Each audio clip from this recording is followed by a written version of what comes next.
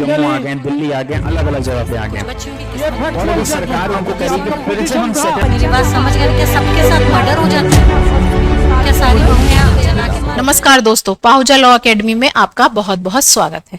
आज हम बात करेंगे इलाहाबाद हाई कोर्ट के एक महत्वपूर्ण फैसले पर, जिसमें हिंदू मैरिज एक्ट के तहत विवाह के 1 वर्ष के भीतर दायर की गई तलाक की याचिका पर हाई कोर्ट ने रोक लगा दी है।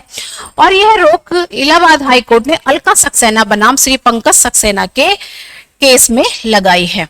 इस मामले में न्यायालय ने कहा कि हिंदू मैरिज एक्ट 1955 के सेक्शन 14 के अनुसार विवाह की तिथि के 1 वर्ष के भीतर तलाक के लिए याचिका प्रस्तुत नहीं की जा सकती। और यदि ऐसा किया जाता है, यानी कि यदि विवाह की तिथि से 1 वर्ष के भीतर तलाक के लिए याचिका प्रस्तुत की जाती है, तो न्यायालय उस पर तब तक विचार नहीं करेगा जब तक कि पति या पत्नी की ओर से असाधारण दुराचार के कारण असाधारण कठिनाई ना हुई हो।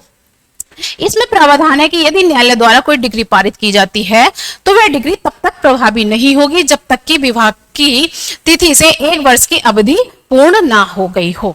न्यायालय ने आगे कहा कि हिंदू विवाह अधिनियम की धारा 14 में विवाह के 1 वर्ष बीत जाने से पूर्व विवाह के भंग के लिए याचिका दायर करने के लिए अनुमति प्रदान नहीं की गई है।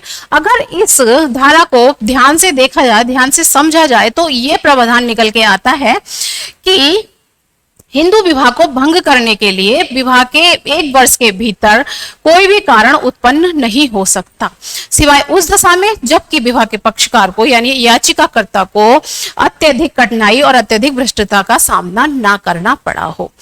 इन 2 आकस्मिकताओं के अलावा कोई अन्य कारण नहीं है जिसके आधार पर विवाह के 1 वर्ष के अंदर अंदर विवाह को भंग करने के लिए तलाक की याचिका प्रस्तुत की जा सके।